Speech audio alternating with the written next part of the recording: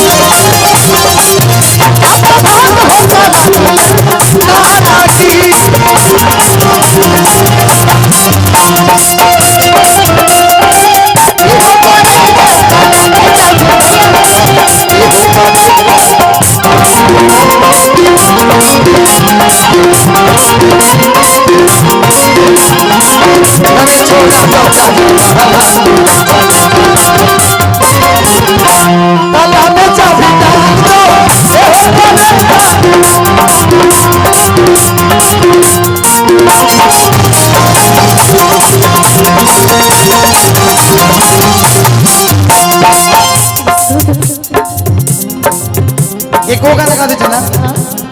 ले ले योई हसेंट गो बकवा राजा जी, ले ले हसेंट गो बकवा राजा जी, तमादी मादी के घुमा पूरा गो राजा जी,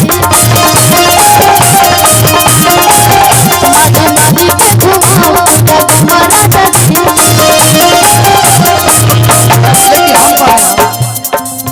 आज सेंट के सीसी ढर कबला सहर गम कबला ए राजा,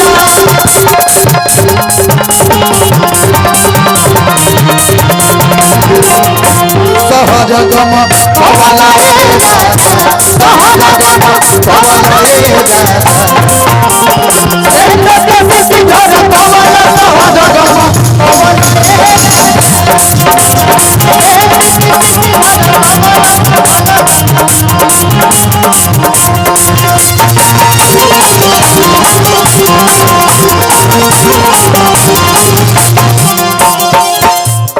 हमने के समझा था नहीं जा ऑपरेशन बोलो, लेकिन साथे खड़ा रहेगा, हिम्मत खड़ा रहेगा बस। हाँ अच्छा खड़े रखिए हमरा के, ये लोग कैसा लगे। अच्छा दिल की बीमारी एक बार और हो जाए वो गा ले, आप दोनों लोग गा सकते हैं। एक बार इस जगह ऐड कर दीजिए, सिस्टम फाड़ देंगे ना। एक लोग आ जाइए, आप रहिए।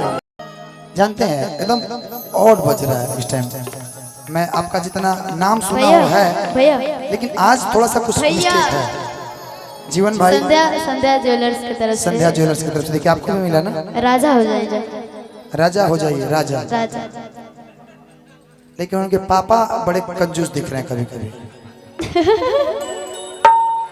जी बेटा उड़ाओ तो रहना। हाँ कि सांस जब ले बाटे आस तबूले बाटे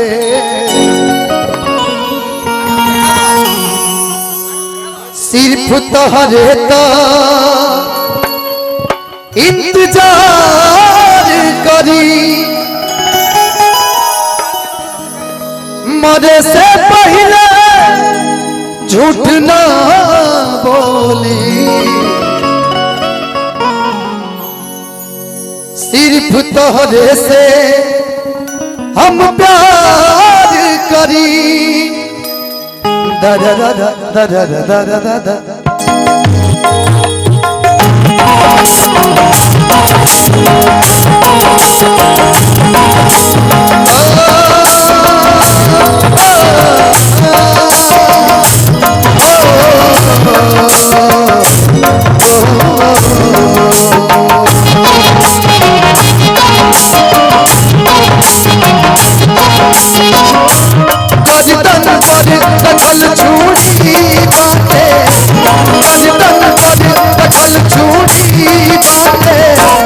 एक मुलाकात जरूरी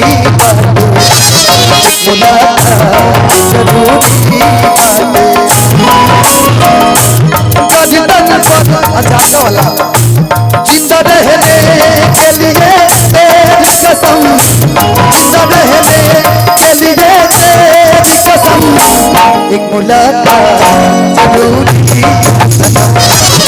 मुलाकात जरूरी सनम एक मुलाकात मुलाकात मुलाकात मुलाकात मुलाकात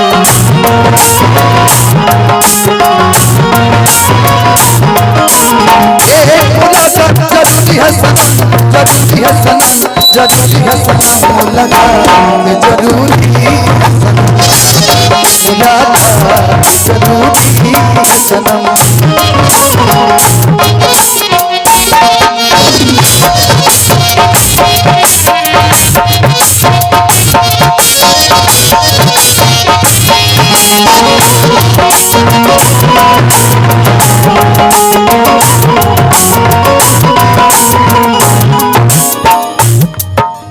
दुश्मन जमाना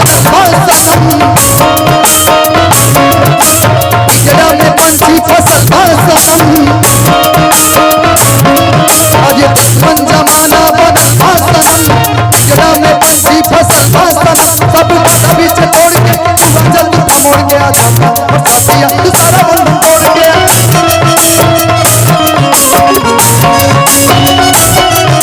तू सारा बंधन तोड़ के एक मुलाकात जरूरी मुलाकात